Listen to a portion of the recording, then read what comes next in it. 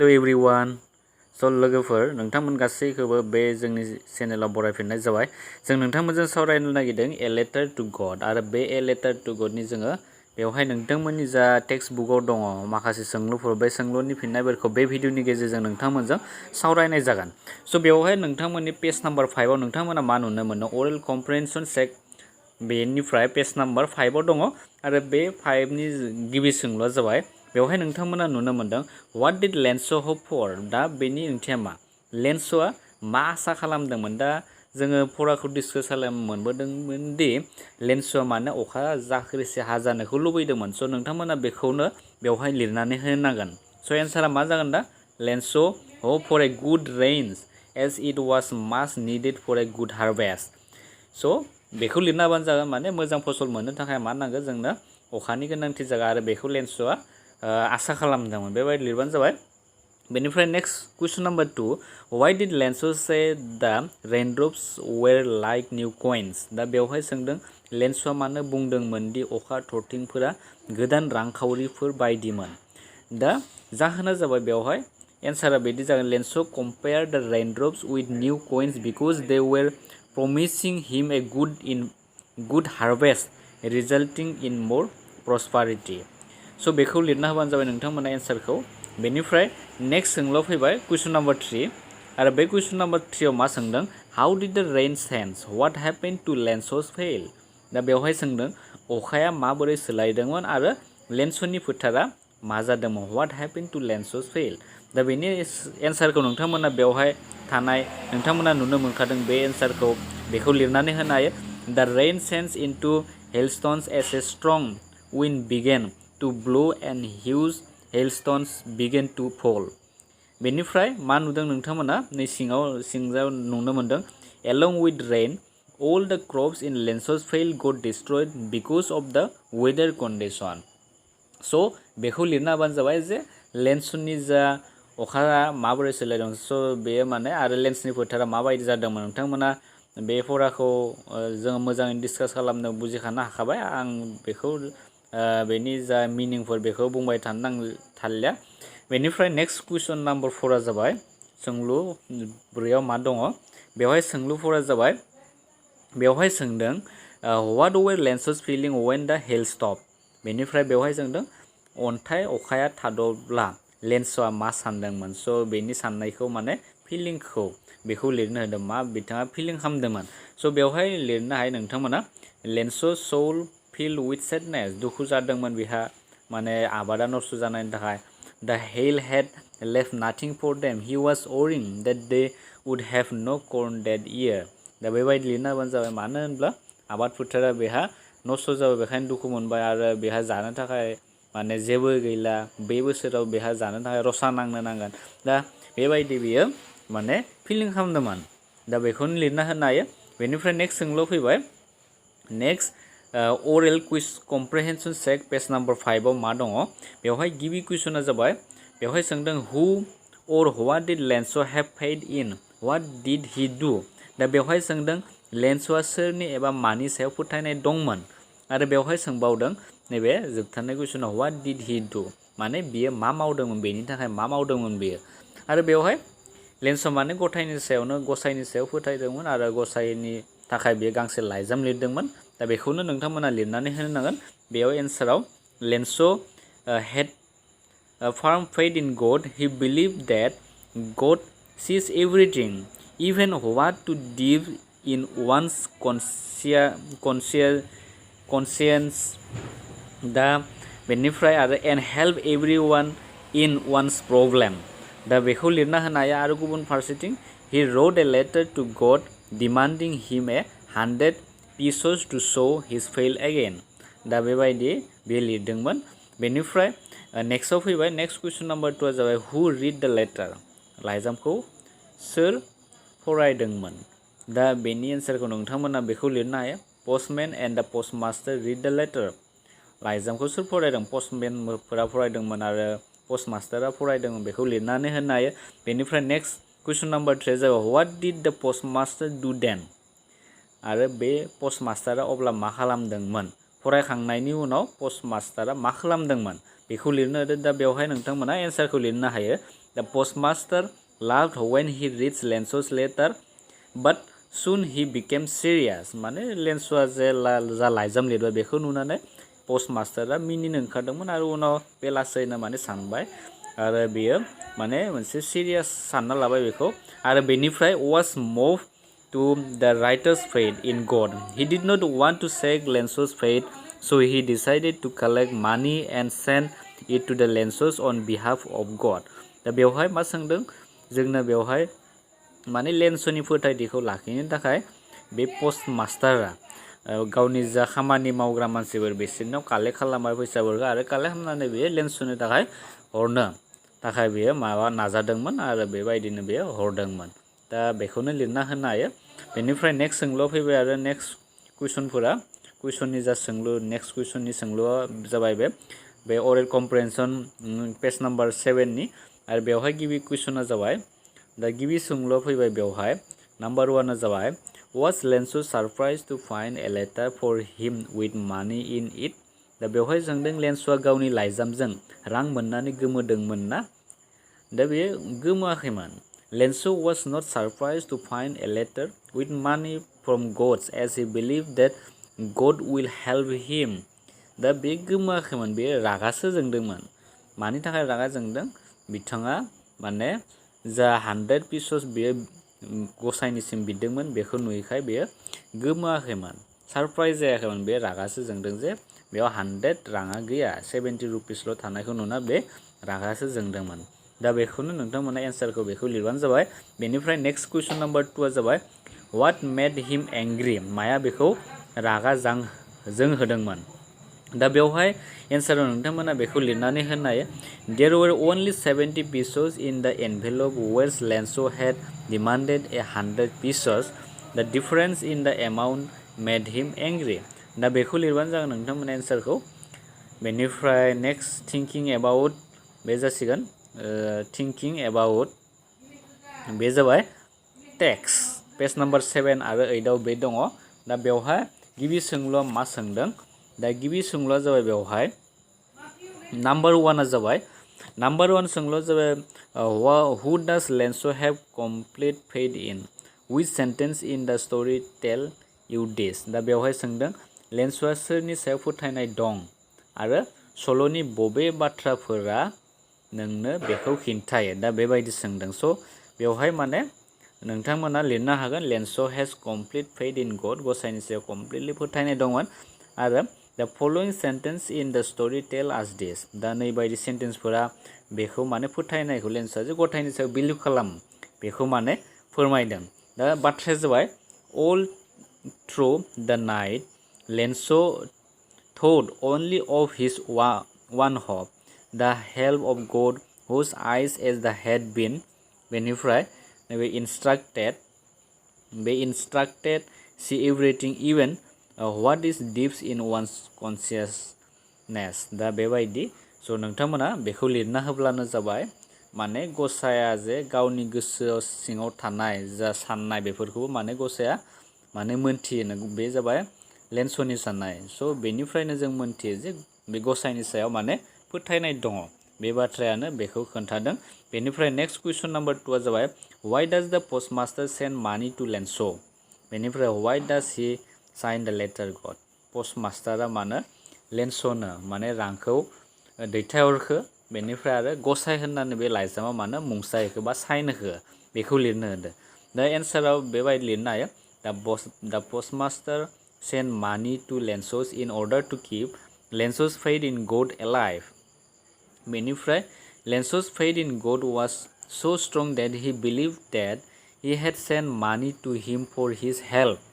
in his problem so the postmaster signed the letter again to keep Lencho's faith intact दा बेबायदि लिरबानो जागोन नोंथांमोना बेनिफ्राय नेक्स्ट सोंलुआ कुइसन number 3 आरो बे कुइसन नाम्बार 3 आव मा सोंदों बेवहाय did Lencho try to find out had sent the money to him why or why not होनना सोंदों दा बेयाव सोंदों मा सोर बिनो रांखौ दैथायहरदोंमोन बेनिफ्राय बेखौ दिहुननो थाखाय लेन्स'आ नाजादोंमोन ना एबा मानो नङा माने दा बेनि सोंलुनि फिननायखौ नोंथांमोना बेयाव नुखानाय बायदि लिरनानै होनो हागोन दा बेवहाय Lens' did not try to find out who had sent the money two हिम स' लेन्स' माने रांखौ सोर हरदोंमोन बेखौ बेयो नायबिजिरनो बा थाङाखै बा सोर दैथायहरदोंमोन बेखौ बे स्टाडि खालामनो बा दिहुननो नाजायाखै बे सानदोंमोन अनलि बे रांखौ गसाइनो हरखादों बेबायदि सानदोंमोन दा बेनिफ्राय बिकज हि हेड मानि थाखाय बेयो बेखौ सानदोंमोन जे because he head complete faith in गड एन्ड स' हि आइ डिड नट बदार एबाउट द सेन्डार माने बेयो कमप्लिटलि फोथायखानाय दंमोन गसाइनि सायाव आरो बेखायनो बियो बेबायदि माने सोर मानिखौ सोर हरनाय बेखौ बियो साननो नाजायाखैमोन बेनिफ्राय नेक्स्ट कुइसन नाम्बार 4 बे कुइसन नाम्बार 4आ जाबाय बेवहाय नोंथांमोना नुनो मोनदों कुइसन नाम्बार 4खौ बेयाव सोंदों हु does Lencho' think has taken the rest of the मानि व्हाट इज द irony in the situation remember ब्रेकेटआव लिरनाय दं remember that the irony of situation is an unexpected aspect of it an ironic situation is strength of amusing because it is the opposite of the what is expected दा बे सोंलुआव मा सोंदों नोंथांमोना एन्सारखौ लिरनायनि सिगां गिबियावनो सोंलुआ मा सोंदों बेखौ बुजिनांगोन दा बेवहाय सोंदों बेवहाय बेनि जा सोंनाय बेखौ जुदि नोंथांमोना मिथिग्रोनांगोन first what does Lencho' think has taken the rest of the money दा बेवहाय लेन्सआ सोरखौ आद्रा रांखौ लादों होनना सानखो आरो बेवहाय थासारियाव फेस्लाया मा होनना सोंदों व्हाट इज द आइरनी अफ दिस सिचुएशन बे थासारियाव माने मा फेस्लाया मा होनना सोंदों आरो ब्रेकेटआव सोंदों जे नैबे गोसोखांनि थासारिनि फेस्लाया जाबाय बेनि आसा खालामजायै बिथिं आरो मोनसे फेस्ला थासारिया जाबाय गोमोथाव एबा रंजाथावना मानोना बेयो जा आसा खालामनाय बेनि उल्था जायो होनना बुंदों स' दा बेनि फिननायखौ नोंथांमोना मा लिरनो हागोन बेवहाय नोंथांमोना नुनो मोनखादों lens' thinks that the post office employees have taken the rest of the money as he had demanded 100 pesos from God and in the letter there was only 70 pesos and God cannot make such a mistake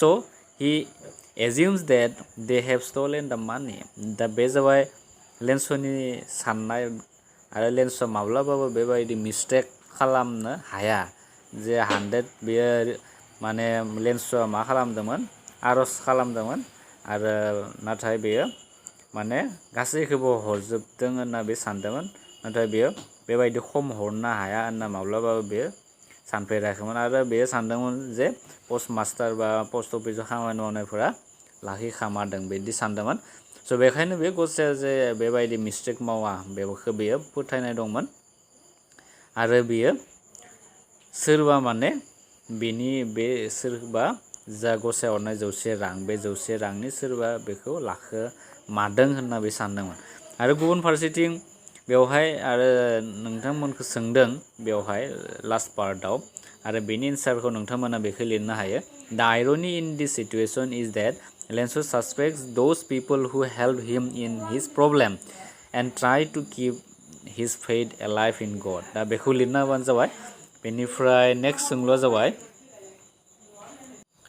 स' बेनिफ्राय next कुइसन number 5 दा बे कुइसन number 5आव सोंदों are there people like Lencho' in the world माने मा सोंदों बेवहाय मोगथां मुलुगाव लेन्स' बायदि मानसिफोर दङ नामा रियेल वर्ल्डआव दा बेखौ सोंदों बेनिफ्राय आरो नेक्स्ट पार्टआ जाबाय what kind of a person would you say he इज माने लेन्स'आ मा रोखोमनि मानसि होनना नोंसोर सानो बेनिफ्राय आरो सोंबावदों you may select appropriate words from the box to answer the question आरो नैयाव नोंथांमोना मोनसे बाकसाव माखासे वार्ड नुनो मोनदों बे वार्डजों माने लेन्स'जों रुजुनो थाखाय जों मा वार्डखौ बेवहाय बाहायगोन दा बेखौ सोंदों दा बेवहाय मा नुनो मोनदों फार्स्ट वार्डआ जाबाय ग्रिडि आरो बे ग्रिडिनि ओंथिया मा दा ग्रिडिनि ओंथिया जाबाय जासुला बा लुबैसुला बेखौ फोरमायनाय जायो आरो बेवहाय नेइभ दा बे नेइभआ जाबाय बे जाम्बा मानसिफोरखौ जोङो बुंनो हायो आरो स्टुपिड मानेबोथ'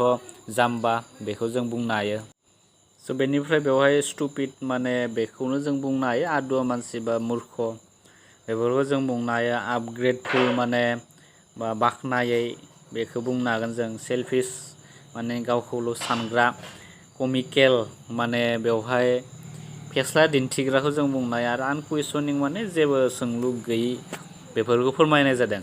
दा बेखिना वार्डनि मादाव माबे वार्डआ नैबे लेन्स'नि केरेक्टारजों गोरोबदो दा बेखौ चुज खालामनो होदो। दा बेवहाय नोंथांमोना एन्साराव जा बेवहाय नुनो मोनदों बे एन्साराव it is almost impossible to find a person like Lencho' माने जोङो रियेल वार्ल्डआव लेन्स' बायदि माने सुबुंफोरखौ मोननो थाखाय गोब्राब होनना बुंदों इम्पसिबल। आरो बेवहाय बेखायनो जोङो लेन्स'खौ मा बुंनो हायो सासे आनकुइसनिं एन्ड नेइभ काइन्ड अफ पार्सन बुंनो हायो जोङो। बेवहाय नोंथांमोना नुनो मोनदों माने सोंलु गैयै जेबो सोंलु गैयैबा जाम्बा मानसिजों जोङो रुजुनो हायो। स' नोंथांमोननि नैबे बाकसाव थानाय बक्सआव थानाय जा वार्डफोर दङ स' नोंथांमोना आनकुइसनिं एन्ड बेवहाय नैखौ बे नेइभखौ नोंथांमोना सेलेक्ट खालामनो हायो। गुबुन फारसेथिं आरो नैयाव जा आद्रा थानाय दंबावो बेखौ नोंथांमोना लिरनोबो हागोन आरो लिराबाबो बेवहाय स्टप खालामबाबो जागोन। आरो बेवहाय माने लिरदों बेवहाय he is not stupid if हि डाजन्ट नो हु हेज सेन्ड हिम मानि अर letter will reach God without any address, and it is Lencho's faith in God. In real world, people are selfish and greedy, and Lencho is totally lovable and different. आरो जोङो सानना नायबाय जे जोङो बे लेसनाव मोनदों दे लेन्स' माने गथायनि सायाव टटेलि माने फोथायखानाय दंमोन। आरो नाथाय जोङो रियेल वर्ल्डआव जा मोनबोनाय रियेल वर्ल्डआव जोङो सरासनस्रा माबायदि मानसिफोर लोगो मोनो दा सेल्फिश आजिखालि बा आथिखालनि मानसिफोरा गोबां सेल्फिश जों नुनो मोनो आरो ग्रिडि बा लुबैसुला जासुला बेबायदि आखुनि जों नुनो मोनो। सेल्फिश गावखौल' सानग्रा जों नुनो मोनो। स' बेफोरजों माने बाट बेफोरजों गोरोबाखै नैबे सेल्फिश ग्रिडि लेन्स'नि केरेक्टारा बेजों गोरोबाखै। बे टटेलि माने सासे डिफारेन्ट केरेक्टारनि मानसि जाय माने आनकुइसनिं एन्ड नेइभ काइन्ड अफ पार्सन होनना बुंनाय जादों। स' बेनो बे कुइसन नाम्बार 5नि सोंलुनि एन्सारखौ नोंथांमोना लिरनो हागोन बेखौ। बेनिफ्राय नेक्स्ट कुइसन नाम्बार 6आव मा सोंदों there are two kind of conflict in the story between humans and nature between humans themselves how are this conflicts illustrated. दा बेवहाय मा सोंदों सल'आव माने मोननै रोखोमनि जुजिलायनाय जोङो बेवहाय नुनो मोनदों। आरो बेवहाय मा मानि गेजेराव जुजिलायनाय मोनदों मोनसेया जाबाय हिउमेन्स एन्ड नेचारनि गेजेराव आरो गुबुना जाबाय हिउमेन्स एन्ड देमसेल्स माने मानसिया मानसिफोरनि गेजेरावनो जुजिलायनाय जों नुनो मोनदों बे सल'आव। दा बे जुजिलायनायफोरखौ नोंसोरखौ बेखेवनो होदों माबायदि बेखेवगोन दा बेवहाय जोङो नुनो मोनदों one of conflict is illustrated in the form of hailstorm destroying Lencho's crop। दा जोङो बे जा स्ट'रि ए लेटार टु गड बेवहाय माने मिथिंगा आरो मानसिनि जुजिलायनाय हिसाबै नैबे बाथ्रायानो फोरमायदों one of the conflict illustrated in the form of hailstorm destroying Lencho's crop माने लेन्स'नि आबादखौ माया खहा खालामदों दा बे माने अखा अन्थाया हेलस्टना बेवहाय हेलस्टना जाबाय माने अखा हानाय समाव माब्लाबा अन्थाइफोर गोग्लैयो बेखौ बुंनाय जादों आरो बेयो लेन्स'नि बे आबादखौ खहा खालामदों। बे जाबाय मिथिंगा आरो मानसिनि मोनसे मा जुजिलायनाय बा बेखौ फोरमायदों आरो बे सल'आव। बेनिफ्राय गुबुन मोनसेया जाबाय हियर द कनफ्लिक्ट बिटुइन हिउमेन्स एन्ड नेचार इज इलास्ट्रेटेड अबभियासलि। दा बेखौनो फोरमायनाय जादों नैबे सल'आव लेन्स'नि जा आबाद बेयो अखा अन्थाइजों माने बुग्लुंजानानै जोबस्रांलांदो आरो बेनो जाबाय बे सुबुं आरो मिथिंगानि गेजेराव जुजिलायनाय। आरो गुबुन मोनसे जुजिलायनाय जाबाय the other conflict is Lencho's disbelief in the post officially honesty here conflict between humans themselves in illustrated।